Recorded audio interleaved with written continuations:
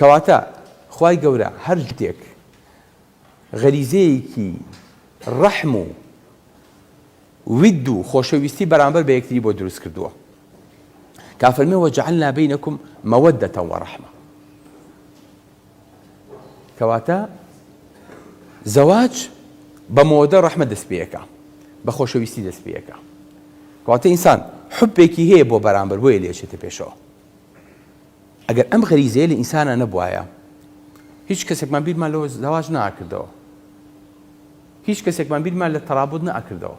چەند خۆشە تۆ بیت بەیانی بۆ سمارت، ئیش و کارن نییە، کەس مەسوول نییە لێت، ئەیادە دەست پێیەکا و دوام دەست پێیەکا و ئیشی خۆت دەکەیت و دوایی ئەچی لە کەفتیریاکە بۆ خۆنانێکی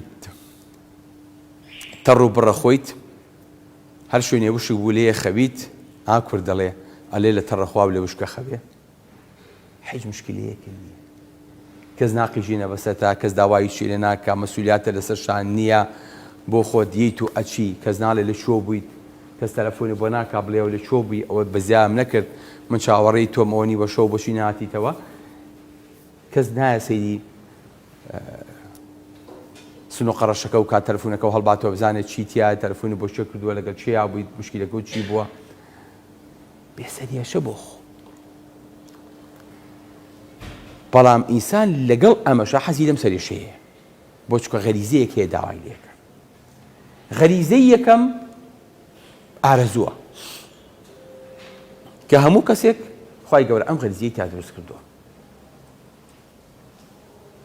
بەبێ ئەم غەریزەیەش ناشی. ئەم غەریزەیەش دافع بۆ غەریزەی دووەم کە مناڵبوونە. بۆیە ئەبینی لەگەڵ زەواج و تەواوبوونی خۆشیەکانی زەواجە کە پێوتە شەهر العەسەل و ئەو مانگە هەنگوینەی کە پێکەوا بن، ئیتر حەزی دووەم، حەزی مناڵ دەست پێیەکە. ئەسڵەکەش ئەمەیە کە ئینسان لە زەواجە مناڵ بخاتەوە وە کۆمەڵگا نەوەستێ، ژیان نەوەستێ، بەردەوام بێ. ئەگەر نا دەمێ بوو ژیان وەستا بوو، دەمێ بوو ئێمە نەهاتبووینە بوون، کۆتاییمان پێ هاتبوو.